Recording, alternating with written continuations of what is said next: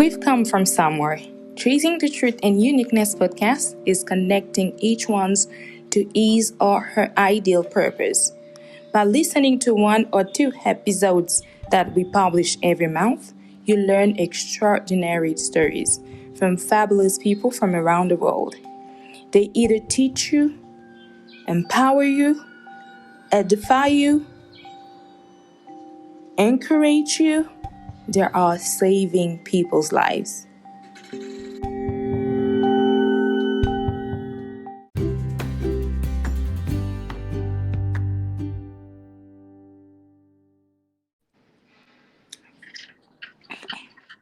Hello, Chasing the Truth and Uniqueness podcast. Bonjour la famille, bonjour les amis. Comme vous le savez, nous sommes à notre 4e saison. Cette 4e saison parle de la profondeur, de l'expérience, de ce que vous avez vécu, de ce que nous avons vécu, mais qui ne nous ont pas brisés, mais au contraire, nous ont fait devenir ce que nous sommes aujourd'hui. Une personne meilleure, une personne d'influence, une personne d'exemple, un modèle. Et nous sommes très heureux, chers amis, la grande famille de Chasing the Truth and Uniqueness podcast, de recevoir Bernadette Mudumbi. Nous allons tout de suite l'accueillir. Salut Bernadette. Bonjour Hélène, j'espère que tu vas bien. Oui, je vais très bien. Nous sommes très heureux de te recevoir aujourd'hui dans ce podcast parce que ce podcast est un podcast qui accueille toutes les personnes qui ont aussi cet esprit-là de vouloir influencer, encourager, être un modèle pour les autres. Et aussi aider les autres à vouloir être quelqu'un de meilleur. Alors, tu as été notre choix pour cette saison aussi, parce que nous avons vu des grandes et belles choses que tu fais au pays et qui est en train d'encourager, qui est en train de motiver, d'inspirer beaucoup de jeunes filles et de jeunes femmes. Alors, Bernadette, oui. Merci de nous faire plaisir, de nous faire une brève introduction de toi-même. Alors, je m'appelle Bernadette Mudumbi, je suis directrice régionale de Zori RDC. Et sur le côté, j'ai aussi une marque que j'ai lancée en 2020 qui s'appelle Tara Vintage, qui vend des sacs pour le travail, principalement pour les femmes. Et ensuite, une marque de bijoux qui s'appelle aussi Tara Vintage, qui vend des bijoux d'antan, si vous voulez. Je suis mère de 2 enfants, femme, mariée et mère de 2 enfants. Et je vis à Kinshasa. Merci Bernadette. Avec cette introduction, nous comprenons directement que Bernadette est une femme forte, à comprendre que c'est une jeune femme qui est mère et directrice d'une entreprise qui est en train de prendre vraiment un grand envol très rapide. Mais il y a quand même certaines choses qui devraient se cacher derrière l'expérience, derrière cette renommée qui est en train de monter. Alors, nous aimerions savoir. Tout simplement, au début, je vais donner une petite historique de mon parcours par rapport à Zori, tout d'abord, qui est plus ancien que Tara Vintage. J'ai commencé avec Zori, c'est l'entreprise de ma sœur. Comme j'étais la seule personne à Kinshasa, elle m'a fait confiance et elle m'a donné cette opportunité d'évoluer dans l'entrepreneuriat aux côtés d'elle. Donc, nous avons créé Zori en 2016 et nous avons évolué jusqu'aujourd'hui. On a ouvert plusieurs salons de coiffure, notamment on va ouvrir une autre bientôt à Kolwezi. C'était pas facile tous les jours, mais on a su tenir. D'abord, s'il faut donner un exemple assez concret de ce qu'on fait, en fait, nous sommes une entreprise de cosmétiques. de cosmétiques qui évolue au Congo, aussi en Ouganda et au Rwanda. On a su créer une plateforme qui, qui englobe tout ce qui est beauté de la femme. Nous avons eu une idée et nous l'avons concrétisée ensemble, main dans la main. C'est ce que je dirais en tout cas de ce côté-là. Et pour encourager les autres, je dirais toujours, il faut rêver et continuer de rêver. Un jour, vous pourrez réaliser vos rêves parce que le rêve, d'abord, pour moi, c'est comme un plan que vous mettez, que vous avez dans votre tête. Ensuite, qu'il faut transformer en écrit et concrétiser et se lancer ensuite. Merci. Alors, tu penses que pour arriver là où tu es, il faudrait toujours quand même avoir une expérience ou un passé qui a été quand même un peu difficile? Parce que certaines personnes disent non. Ils disent toujours que les personnes qui arrivent à un niveau où ils deviennent des modèles, des exemples, ce sont des personnes qui ont vécu des choses les plus difficiles. Est-ce que tu es d'accord avec ça? Je ne suis pas du tout d'accord avec ça, parce qu'il ne suffit pas de naître avec une cuillère en argent dans la bouche pour un jour devenir une grande personnalité. Tout d'abord, il faut avoir ce courage. Moi, je dirais que les gens qui disent qu'il faut d'abord un fonds et être entrepreneur tout de suite, moi, je pense qu'ils se leurrent un peu parce que pour être entrepreneur, il faut commencer d'abord par avoir un capital. Et pour avoir un capital, si la bonne méthode serait de commencer à travailler quelque part, de se faire ce capital avec le temps et ensuite de se lancer. Se lancer tout de suite sans expérience, c'est assez difficile, mais pas impossible non plus, parce qu'il y en a qui l'ont fait comme nous, je dirais, parce que de base, moi, je ne suis pas coiffeuse, mais j'ai appris la coiffure en travaillant avec Zouri, parce que nous sommes aussi nous avons une chaîne de salons de coiffure à travers la RDC. Donc, j'ai appris à faire la coiffure en étant déjà dans Zouri. Et aujourd'hui, je peux dire que je suis une coiffeuse quand même de renommée au Congo. Alors, pour commencer l'entrepreneuriat, il faut avoir un capital. Et pour avoir ce capital, il faut commencer à travailler quelque part et ensuite se faire son capital pour concrétiser son projet et le mener à bien. Ça nous permet aussi d'avoir de l'expérience en travaillant avec les autres, en voyant comment les autres travaillent, on peut l'adapter à notre propre projet. Je prendrai un peu cet extrait, je crois, du livre de Robert Kiyosaki qui dit que les banques existent justement pour nous aider à réaliser aussi nos projets d'investissement. Est-ce qu'il faut, tu es d'accord aussi avec cette pensée-là qu'il faudrait soit prêter auprès d'une banque que de travailler d'abord, d'épargner et d'investir son propre argent? Encore une fois, je donne que mon expérience.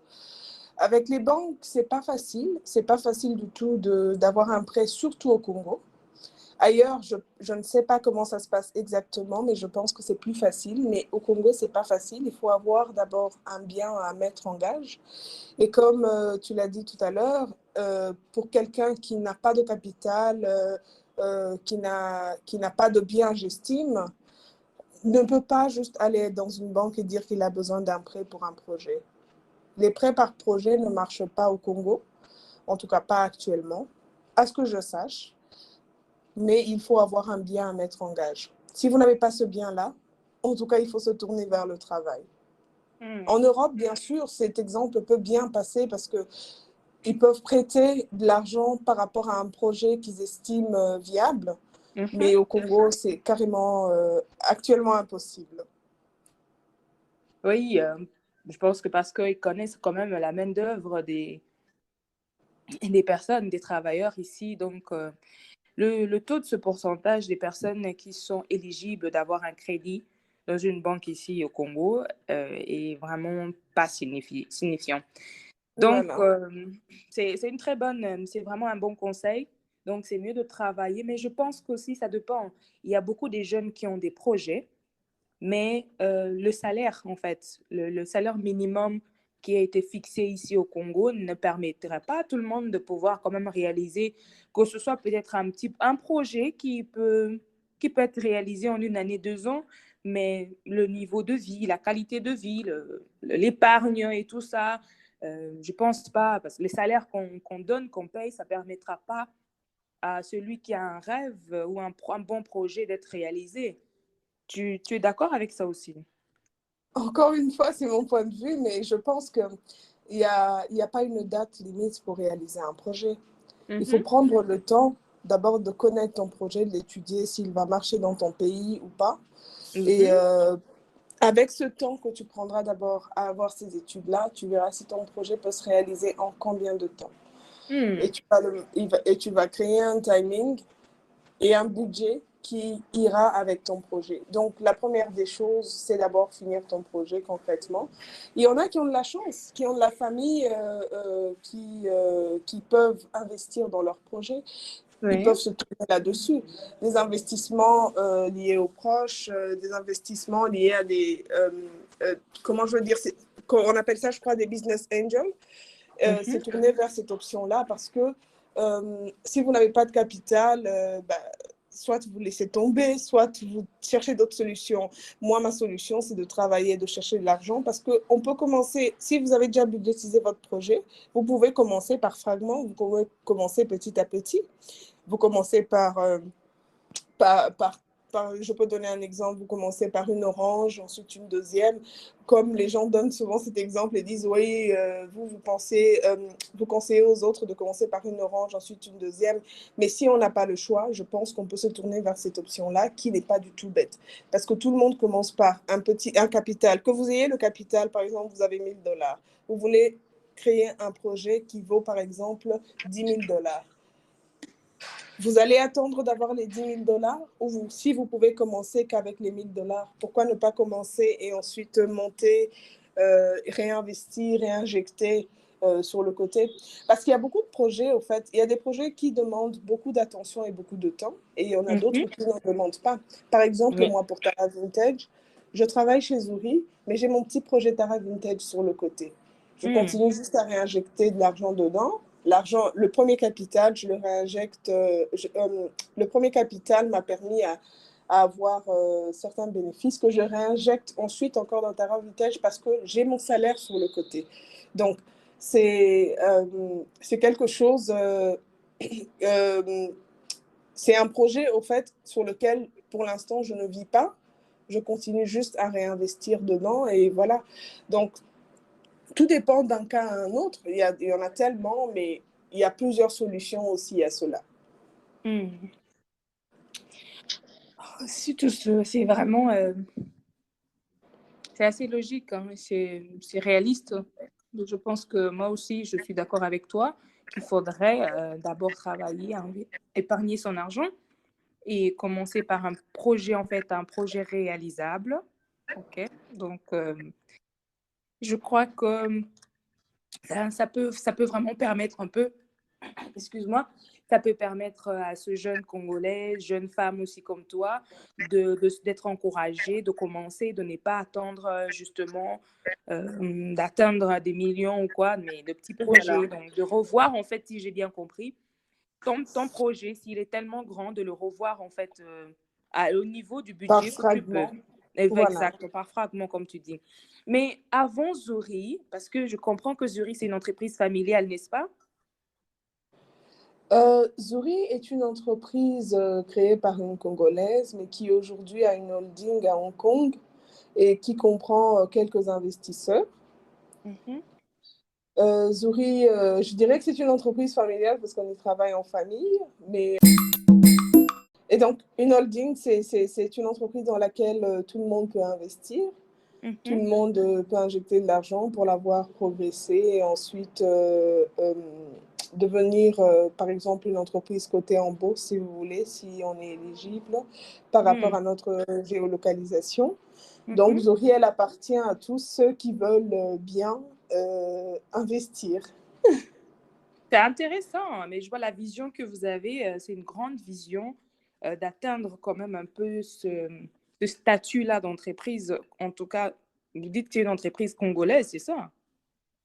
Oui, oui, elle est 100% congolaise. Elle a été créée Mhm. par une Congolaise en 2016, qui est ma sœur Gisela Vanouk. Et aujourd'hui, nous travaillons avec en majorité 90% des femmes que nous avons employées. Nous comptons aujourd'hui, et dans pas longtemps, nous compterons environ 30 employés à travers la RDC seulement et 50 à travers l'Afrique. Wow. Ben, c'est Nous une grande espérons entreprise. embaucher plus. Mhm. Ah Et oui. bon, en fait, c'est une grande entreprise. Oui, je ne peux pas le refuser, mais nous espérions devenir encore beaucoup plus grand et impacter vraiment l'entrepreneuriat féminin. À travers, en fait, derrière tout ça, hein, donc j'aimerais quand même savoir, Bernadette, tu as appris la coiffure au sein de Zuri, mais avant Zuri, avant même ton propre projet qui a été créé justement à travers aussi des bénéfices ou des intérêts, si j'ai bien compris, de Zuri, mais qu'est-ce que tu étais avant Zuri? Qu'est-ce que tu faisais? Est-ce que tu avais toujours cet esprit d'entrepreneuriat étant jeune femme, mais qu'est-ce que tu faisais réellement? Quelle était ta plus grande passion? Tu étais orientée vers quoi? Alors, à l'époque, je suis ingénieure en informatique de gestion et programmation. Mais avant cela, j'étais passionnée par l'architecture d'intérieur que je n'ai pas pu continuer. Je me suis laissée, j'ai accepté de dire que voilà, c'est trop dur pour moi. Et j'ai tout de suite changé d'option. Je suis allée en informatique, ce que je ne connaissais pas du tout. Et j'ai fini en tant qu'ingénieure en informatique et programmation dans une université de Kinshasa qui s'appelle ISIPA. Ensuite, je me suis tout de suite mise en couple. J'ai eu mon premier enfant. Avant l'accouchement, j'avais beaucoup de temps libre. J'étais à la maison, j'aidais mon mari à gérer son hôtel. Et j'ai eu l'idée de commencer à vendre des vêtements. Je faisais venir des valises des États-Unis chez ma sœur, Barbara, d'abord, qui est entrepreneur aussi, qui a une chaîne de magasins, je dirais aujourd'hui, parce qu'elle en a bientôt 4, en RDC aussi, qui s'appelle Moudoumbet. J'ai commencé à vendre sous son label des vêtements, les mêmes types de vêtements qu'elle. Je me suis fait mon petit capital, mais je n'ai pas continué parce que Zuri m'avait fait sa proposition. Et donc, c'est comme ça que j'ai commencé l'entrepreneuriat avec des vêtements que j'ai ramenés. J'ai ramené une valise de $1000 de vêtements. Et j'ai commencé à vendre. Ensuite, j'ai eu 2000. Ensuite, j'ai réinvesti. Mais je me suis arrêtée à un moment parce que Zoé m'avait fait sa proposition. Donc, ce n'est pas impossible de commencer avec un petit capital, comme je le disais tout à l'heure. Oui. Moi, j'en ai fait l'expérience et j'ai vu que avec les besoins qu'il y a ici au Congo, il y a toujours des personnes pour acheter, pour s'intéresser à vos produits. Je dirais que Bernadette, tu es vraiment une inspiration, aux jeunes femmes même, parce qu'on est jeunes, mais il y a tellement de femmes aussi grandes, mais qui n'arrivent pas vraiment à se donner ce risque que tu t'es donné pour faire tout ce que tu as quand même pu réaliser jusque-là, parce que je sais que cette entreprise-là, cette activité de vente de vêtements n'est pas... Bon, en fait, je ne sais pas, je considère ça comme une activité en fait, comme un plaisir hein, que les femmes se prennent à vendre des vêtements. Et Oui, parce qu'elles je sont pense que déjà amoureuses du shopping et tout exact, c'est ça. un peu plus facile aussi à faire. Hein? C'est plus Donc, facile de les choper que de les vendre, en fait. Tout, ah, la vente est plus compliquée que l'achat. Vous pouvez aller acheter vos marchandises, tout se passe facilement. Vous avez créé un label, mais le tout, c'est de ouais. créer Mhm. une entreprise viable, quelque chose qui se vend. C'est ça l'idée de génie. Et c'est pour ça que je dis qu'il faut d'abord travailler sur son projet, étudier le marché avant de se Mhm. lancer, parce que vous pouvez avoir vos produits et rester 15 ans avec. Il y en Oui. a qui ont créé plusieurs choses qui n'ont pas abouti parce qu'ils n'ont pas vraiment saisi le besoin des populations à qui ils voulaient proposer ces produits-là. Il faut Oui. tout d'abord créer une étude et voir ce que les femmes aujourd'hui ou les hommes ou la population en général a besoin. Tout comme il y a des entreprises, vous pouvez dire, oui, par exemple, les boulangeries, on a tous les coins de rue, on a aussi une grosse entreprise qui fabrique du pain par 100 000 par jour.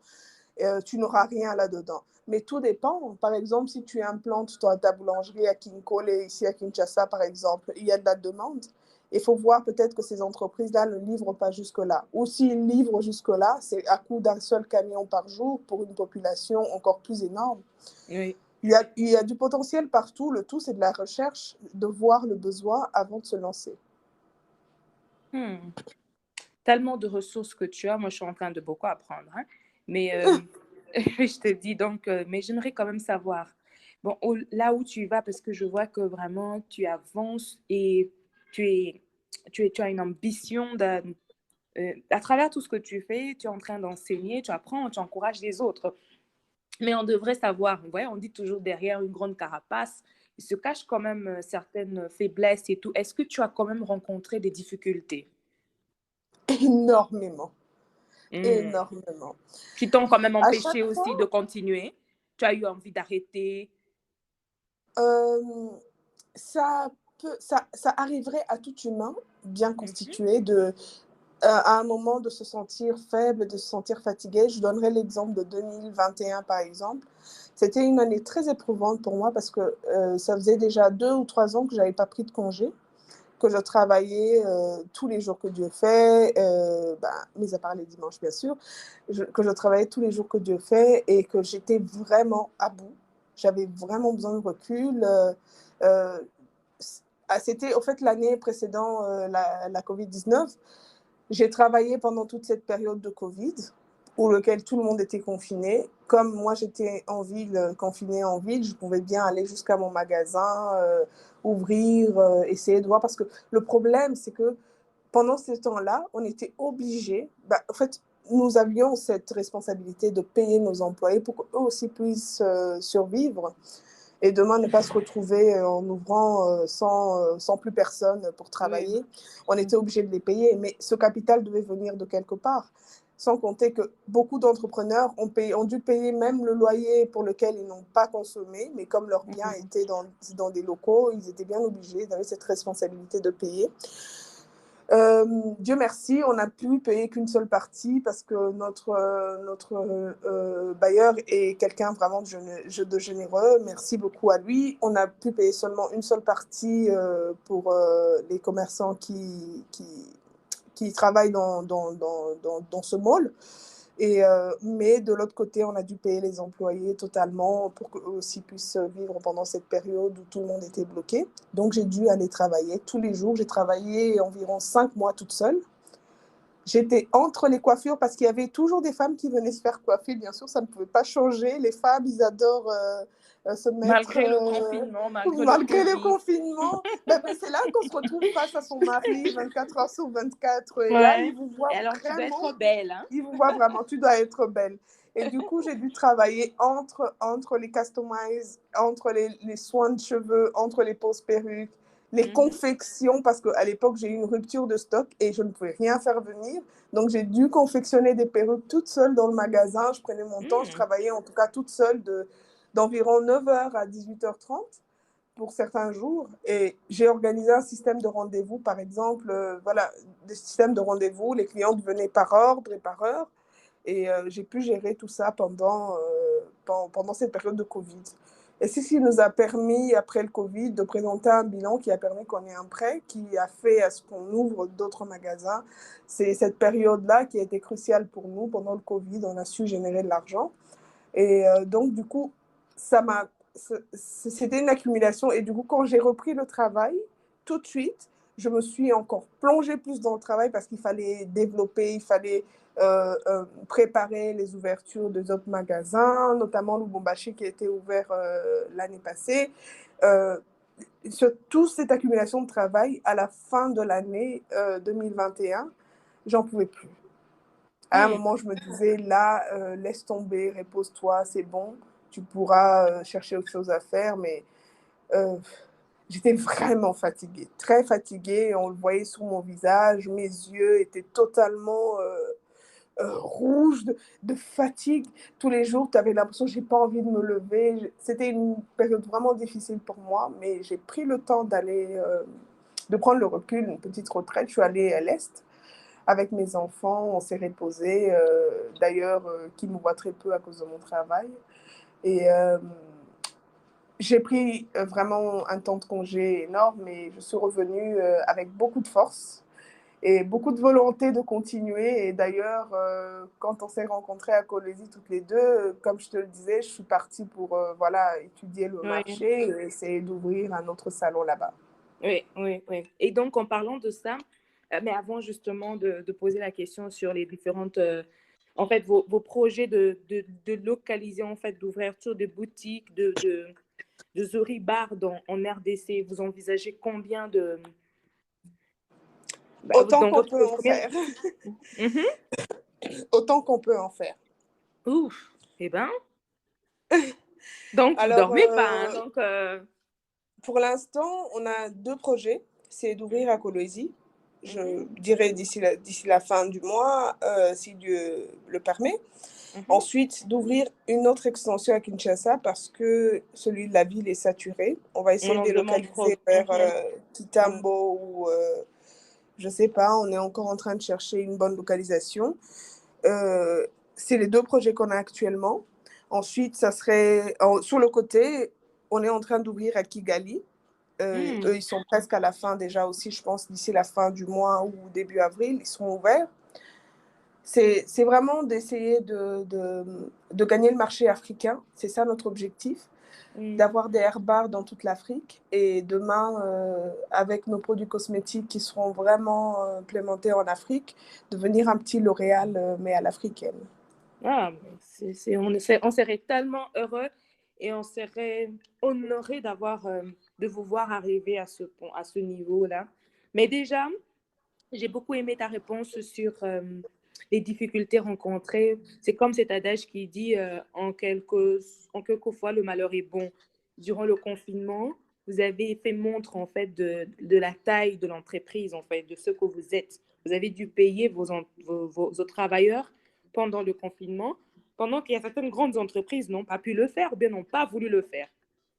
Mais vous, vous avez quand même fait montre de cette bonne volonté. Donc, ça, c'est vraiment louable. Et puis, ça t'a permis d'apprendre à faire, à confectionner des perruques toi-même. Donc, c'est des Voilà. difficultés, mais qui ont apporté un plus. Je Oui, dirais que c'est de la volonté, c'est de la volonté, Hélène, c'est de la oui, volonté. Il faut tout oui. d'abord euh, respecter avec ceux qui ont travail, Mhm, comprendre leurs besoins mhm. et marcher main dans la main. Sinon, après, ils n'ont aucun intérêt dans ton Aucun business. intérêt, Si tout tu à ne leur fait. apportes pas ce petit amour-là, cette petite considération où tu penses à eux, parce que dans nos moments de crise où, par exemple, on n'a pas de budget, on n'a pas ceci, on pense en premier aux employés, on se dit, le loyer, on pourra négocier de payer 2 mois, on paye d'abord les employés. C'est l'âme de l'entreprise, les employés. Mais les gens les Exact. considèrent Mhm. comme...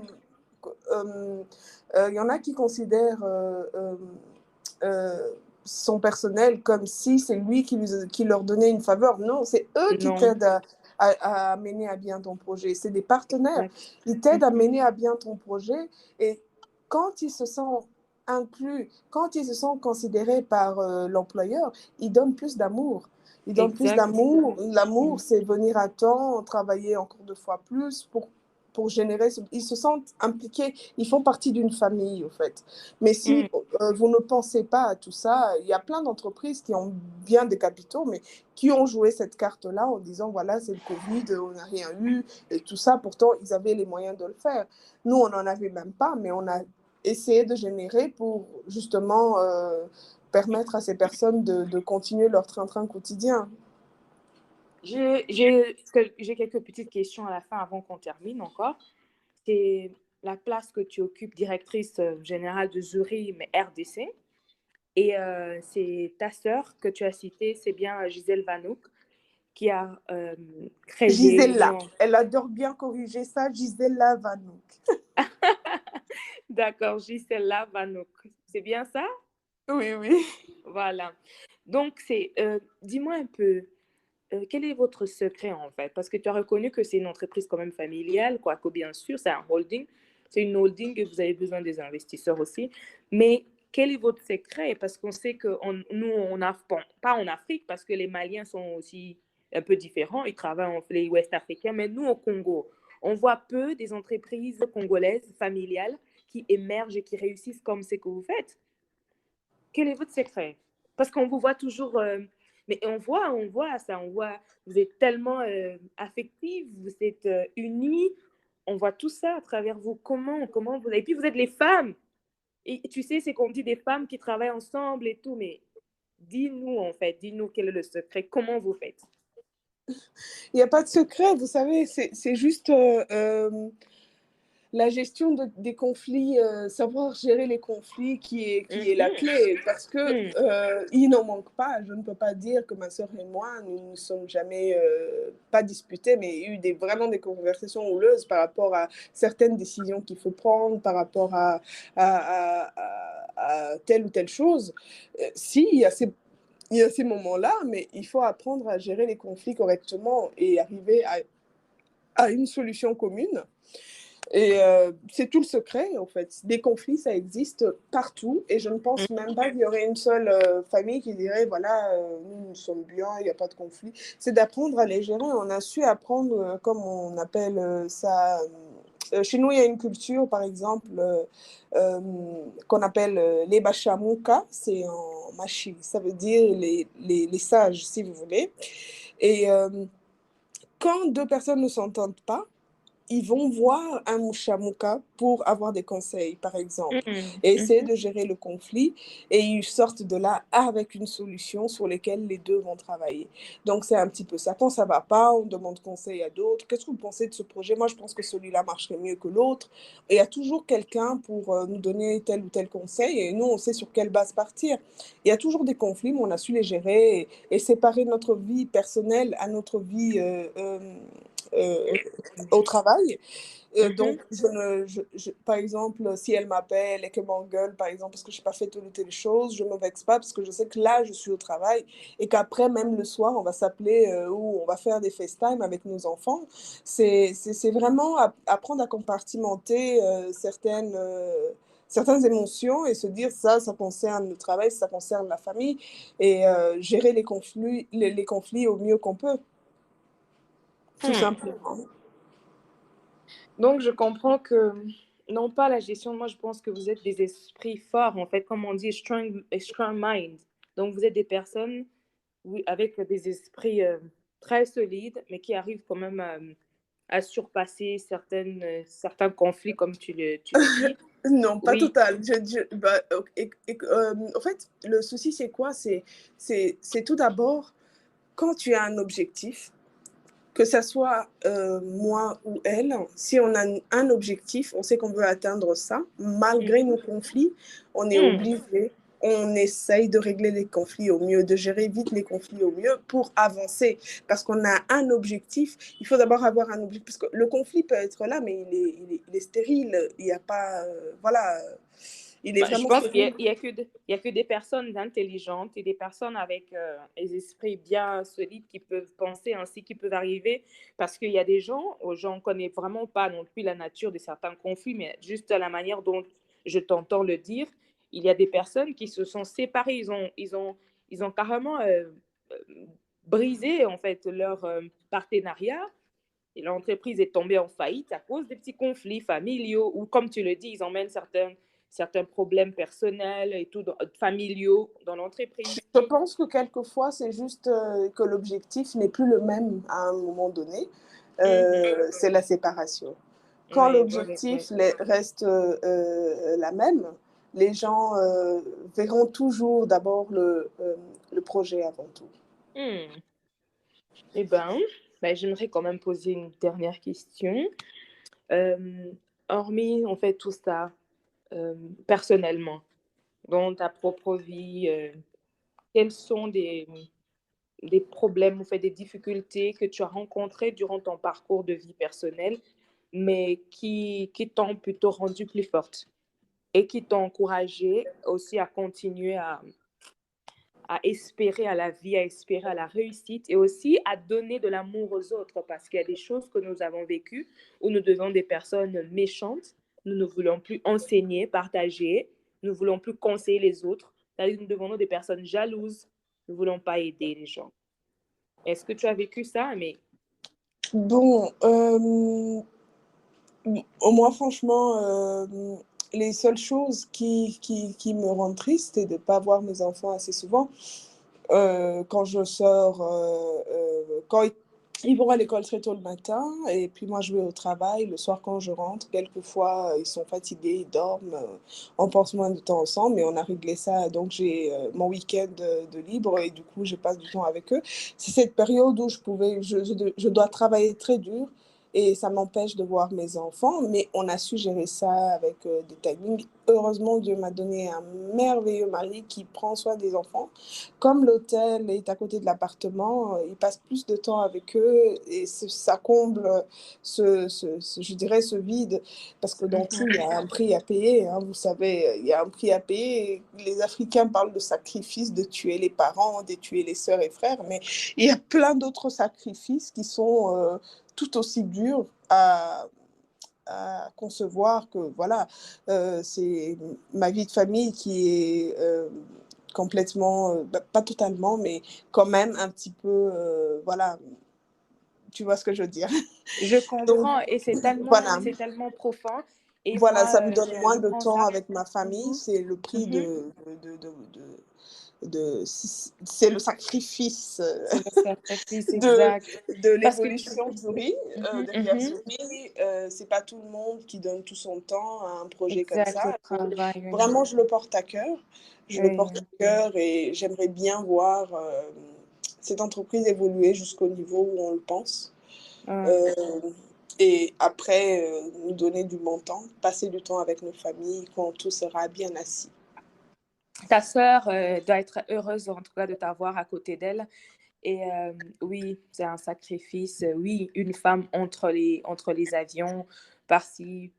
Bon, c'est Bah, pas facile, écoute, hein, mais mhm. elle n'est pas si heureuse que ça, parce qu'elle a la même vie que moi, au La fait. même vie, tout à fait, oui. Elle est aussi entre deux avions, quelquefois avec ses enfants qui viennent ici à Kinshasa et qui commencent à étudier à la crèche de mes enfants. Je me rappelle en 2020, Oui. euh, fin 2020, hein, ses enfants étudiaient dans la même crèche que mes enfants, tout de octobre, je pense, à décembre, parce qu'elle est restée 3 mois. On était en train de travailler sur des projets, et elle aussi, de son Et côté, les elle enfants travaillait étaient sur obligés, un oui, d'aller à projet, l'école. d'aller à l'école, parce qu'ils n'avaient pas le choix. Elle est toujours entre deux avions, Mhm. Kinshasa, Ouganda. Elle est tout le temps en train de chercher des nouvelles solutions. Je crois même que moi, j'ai même plus de temps qu'elle, hein. Quelle, oui, oh là là. Eh bien, moi, ce serait un conseil que je te demanderais maintenant, entre nous, mais bon, puisque c'est avec toute la famille Chasing the Truth qu'on partage, vous êtes une femme, vous êtes des femmes de l'Est, n'est-ce pas? Oui. Alors, moi, j'admire beaucoup, je vous admire beaucoup. J'ai constaté que les femmes de l'Est, elles sont ambitieuses. Et puis, en fait, c'est pas que vous rêvez, mais en fait, vous réalisez, vous êtes des femmes concrètes, vous réalisez des projets et puis vous semblez réussir dans tout ce que vous entreprenez, dans votre vie, que ce soit vie de couple, d'affaires, business, amitié. Mais dis-moi un peu, c'est quoi? Dis-moi, comment vous faites? C'est comment? Bon, et je pense que c'est la culture un peu. Mhm, Je ne sais pas te dire d'où viennent les gens du Kivu. Moi, je suis du Sud Kivu. Je mhm. suis Mushikazi à 100%. Mes parents sont nés au Kivu, et on a grandi à Goma principalement. Euh, en fait, Goma, c'est une ville très active, voilà, c'est une ville remplie de commerçants. Je pense que si on calcule le taux, euh, le nombre de commerçants à Goma, franchement, c'est 80% de la ville qui vit du commerce. Et donc, c'est une culture, je dirais, chercher toujours à faire quelque chose, à essayer d'entreprendre, euh, à essayer de trouver des solutions pour certaines choses. En fait, chez nous, franchement, si tu arrives à Goma, tu verras que c'est une ville qui vit totalement du commerce. Les gens sont dans l'agriculture, les gens sont dans le commerce divers, dans les quincailleries, les gens sont dans l'hôtellerie. On essaie vraiment de développer au mieux. Moi, je dirais qu'aujourd'hui, Goma est l'une des plus belles villes de la RDC grâce à ces commerçants qui ont su créer des initiatives, par exemple pour les routes. Bah, chez nous, c'est pas, je dirais, c'est pas l'OVD qui crée ces routes-là. J'ai vu des routes pavées de dalles, des routes vraiment magnifiques, tu te croirais dans les rues de Paris. C'est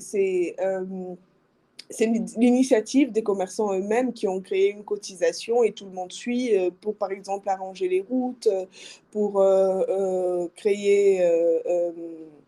créer l'emploi aussi, parce que arranger ces routes-là, ça va de pair. Ils essaient de développer le tourisme. C'est vraiment une ville d'entrepreneurs, si vous voulez. C'est comme ça que je vois Goma, c'est vraiment une ville d'entrepreneurs. Nous n'avons pas des grandes carrières de mines comme à Kolwezi, mais quand même, avec le commerce que nous faisons là-bas, nous essayons euh, d'entretenir et d'aimer notre ville qui a été détruite par le volcan en 2002, mais Oui, qu'aujourd'hui est totalement, totalement reconstruite. Et, reconstruite, oui. voilà, elle est totalement reconstruite et aujourd'hui c'est une ville vraiment magnifique, vraiment Mhm. touristique. On se croirait à Genève avec le lac à côté. Je le crois parce que vous avez tellement un beau sourire, les jolis sourires que vous avez, la joie et tout. On ne croirait pas que vous avez vécu autant des choses aussi terribles. Alors, je dirais, je demanderais de dire un dernier mot aux femmes. Nous sommes déjà au mois de la femme, aux jeunes filles et puis à tout le monde, à toute personne qui veut l'entreprendre et puis aussi aux hommes.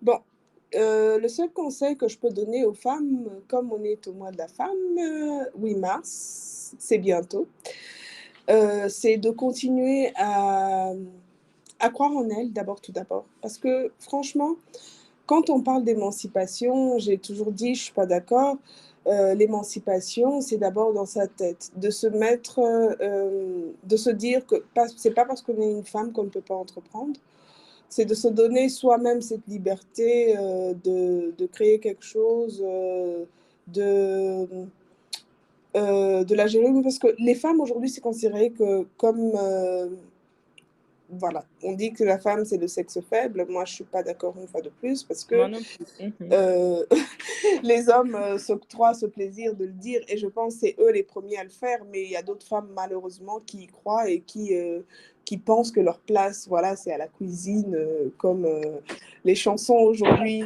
chantent. La place de la femme, c'est à la cuisine. Je ne suis pas d'accord. La femme est capable de beaucoup de choses. De Elle est tout, capable de exact. beaucoup de choses. Mhm. Et cette capacité d'abord de gérer une maison, cuisine, enfant, devoir le marché, la rend multitâche. Et elle n'imagine pas ce qu'elle pourrait faire avec cette option qu'elle a d'être multitâche, qu'est-ce qu'elle pourrait créer. Elle pourrait créer des grandes choses. Elle pourrait faire des grandes choses encore plus grandes que ce que les hommes ont fait. La preuve, il y en a plusieurs qui entreprennent aujourd'hui et qui sont des grandes femmes au niveau international. Regardez, par exemple, Oprah Winfrey, elle s'est fait toute seule. Elle est ce qu'elle est aujourd'hui. Elle a cru en elle. Vous avez, par exemple, Madame MCJ Walker, je pense. MCJ Walker, je pense. Elle a créé une entreprise toute seule. C'était dans le cosmétique d'ailleurs. Elle a créé une bombe pour les cheveux qu'elle a développée, a créé une très grande entreprise qu'elle a laissée derrière elle. Les femmes peuvent faire beaucoup de choses parce qu'elles sont multitâches, elles ont cette fonctionnalité déjà en elles. Donc, les femmes doivent vraiment apprendre à prendre leur place. Et leur place, c'est pas à la cuisine. Leur place, c'est dans le monde actif, c'est dans le monde d'aujourd'hui où les femmes sont chefs d'entreprise, sont sénatrices, sont présidentes. C'est vraiment le monde de 2022, quoi, de ce siècle. Les hommes, par contre, ils ont toujours eu leur place. Ils ont toujours eu leur place, ils l'ont eu depuis longtemps. Donc, qu'ils restent à leur place et qu'ils continuent aussi d'entreprendre, mais il faut qu'ils sachent que les femmes sont juste derrière eux. Mhm. Très bien. Eh bien, moi, je suis très heureuse de t'avoir reçu parce que On a partagé des choses enrichissantes qui m'ont enrichi les autres. Eh bien, nous te dirons en tout cas merci. C'était bien. Chasing the Truth and Uniqueness podcast, la famille, les amis. Nous avons reçu Bernadette Moudoumbi, directrice régionale de Zuri Luxury. Et nous allons dire au revoir à Bernadette et à la prochaine, certainement. À la prochaine, Hélène. Merci beaucoup pour cette opportunité. J'espère que tu te portes bien et que tu vas continuer à nous donner la parole via ton podcast. Merci. Parce que c'est déjà beaucoup aussi, je ne l'ai pas dit, je n'ai pas eu le temps parce que j'ai été bombardée de questions. Mais ton podcast nous permet à nous d'avoir une parole et cette parole entendue par tes auditeurs, entendue dans le monde, nous donne de la force et en même temps nous sert d'appel à tous ceux qui veulent investir au Congo, qui veulent revenir. Écoutez, revenez, notre pays a besoin de vous. Il y a tout à refaire. Il y a tout à refaire. Il y en a qui ont déjà fait une partie, mais ce n'est pas assez. Nous avons besoin des jeunes qui sont partis étudier partout dans le monde, de revenir investir dans le pays, dans tous les domaines, de venir travailler pour ce pays, pour qu'il continue à émerger. Et voilà, il n'y a pas que la politique pour lequel revenir au pays. Il y a l'entrepreneuriat, il y a beaucoup de choses. Actuellement, je participe à une exposition de, comment je veux dire, plein d'entrepreneurs d'ailleurs qui sont venus exposer leurs projets. De la diaspora, voilà, c'est le mot que je cherchais, de la diaspora qui sont venus exposer leurs projets au village de la femme. Et je pense que ça leur donne une idée de ce que peut être leur projet, leur marque ici au Congo. Alors continuez de venir, essayez de venir comme ceux qui sont venus cette année. Venez pour voir ce qui se passe au Congo, venez voir où nous on en est et venez nous apporter vos idées, développer, revenez au pays, bref. C'était un très bon appel et très important de faire. Et merci beaucoup, Bernadette. Je suis sûre que les Congolais, partout où ils sont, ils ont entendu cet appel. Et puis, on aura certainement des bonnes suites. Et ils seront inspirés aussi. Et puis, pourquoi pas investir aussi dans Zuri Luxury. Merci, Bernadette. J'aime bien t'appeler Bernie. Et merci, à la prochaine. Au revoir. Merci, Hélène. Bonne journée à toi. Au revoir. Merci beaucoup. Au revoir.